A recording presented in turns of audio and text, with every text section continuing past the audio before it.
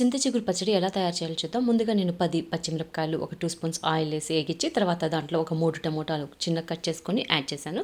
తర్వాత ఒక పిడికెడు చింతాకు యాడ్ చేశాను. ఇవన్నీ బాగా మగ్గే వరకు కలపెట్టుకుంటూ ఉండండి. మధ్య మధ్యలో ఒక 2 స్పూన్స్ నువ్వులు యాడ్ చేయండి. వీటిని కొంచెం సేపు కలపెట్టండి. కొంచెం మగ్గాక దీంట్లో ముందుగా డ్రై రోస్ట్ చేసుకున్న పల్లీలు, గ్రౌండ్ నట్టు లేదా ఒక పిడికెడు యాడ్ చేయండి. బాగా కలపండి. కొంచెం సేపు మగ్గాక దీంట్లో ఉప్పు, సరిపడినంత ఉప్పు యాడ్ చేయండి. తర్వాత పొయ్యి ఆపేసి ఒక 4-5 తెల్లగడ్డలు రెబ్బలు వేయండి. బాగా చల్లారాక మిక్సీకి మెత్తగా పేస్ట్ చేసుకోండి. చాలా టేస్ట్గా ఉంటుంది. తిరువాత పెట్టేసుకొని దీంట్లో కలిపేసుకోండి.